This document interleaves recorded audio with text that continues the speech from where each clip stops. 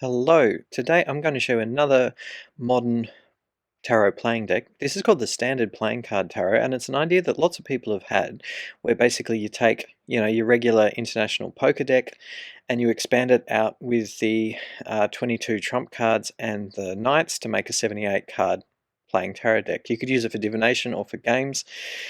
This one, though, is kind of more geared towards, I think, game playing.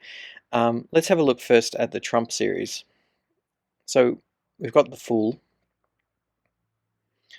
and then the Magician. So essentially this has been designed using cartomantic names. So it's got Magician, Priestess, the Empress,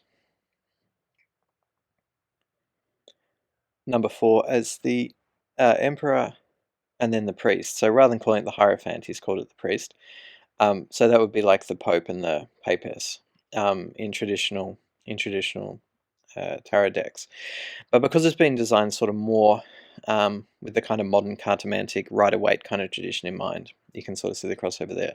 Then we've got the Lovers, the Chariot, Strength, the Hermit, the Old Man or Time in other decks, and the Wheel of Fortune. The trumps use this particular suit icon that he's got there on the corner index, sort of looks like a dagger kind of thing.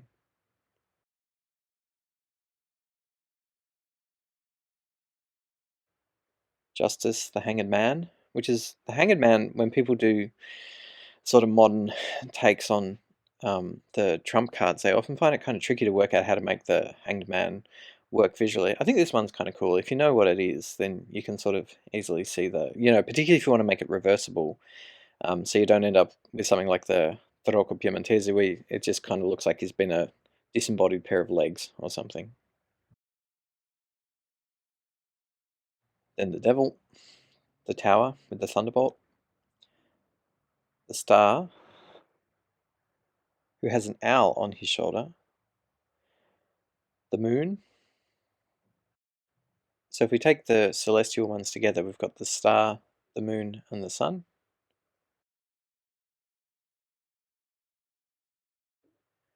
Then we've got the Judgment with the Trumpet, so the Angel with the Trumpet, and the World as number 21. You notice that the World, he's also included the French suit symbols, so it's got the hearts, diamonds, clubs, and spades in the corners. Onto the suit cards. On the aces, he's also included the Latin suit symbols. So spades, you've got the sword. The pip cards are just sort of regular poker pip cards. And then the regular jack, and he's added a cavalier or a knight, C for cavalier, which is my preference as well. And then the king and queen are normal. The one thing that's kind of interesting with it is the knights don't have horses. Most of the traditional playing tarot decks, particularly like the Italian ones and stuff, actually all of them, the knight has a horse. What he's done instead to show that it's a knight is by including a helmet on all of them. So the ace of diamonds, you've got the coin with the pentacle on it, again like a Rider-Waite kind of deck, and then the court cards including the knight. So the ace of clubs with the battens or the wands in the suit symbol. I did put the ace upside down there, wasn't paying attention. I'll flip it around the other way in a sec. And then jack, then your knight or cavalier.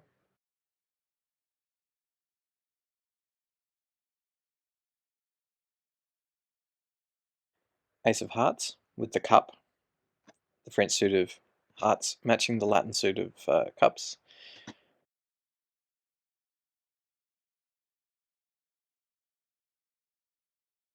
Jack, knight,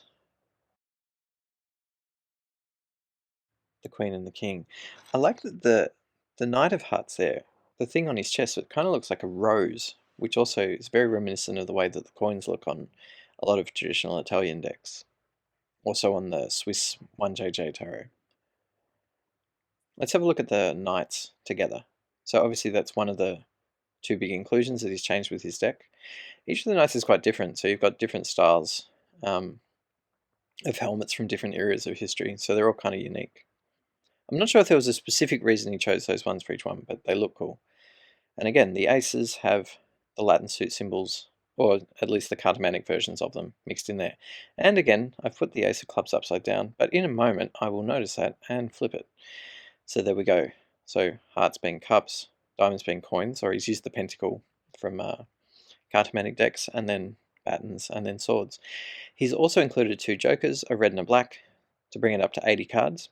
So basically with this deck, you could use it for whatever. You could strip it down to a 52 card deck, you could 52 plus jokers, you could use it for any tarot card game you basically would like. Pretty useful deck, and it also does look really cool. It's nice and accessible, so if you're used to using, your regular French suited international poker cards, it's very usable. He's also got this little booklet, and he's included, the guy who made it doesn't really know all that much about traditional tarot games, to be completely honest, but he has included 2 other games in here. One of them is basically a form of Egyptian rat screw that he's created using a 78 card tarot deck, and he's also created a game called American Tarot.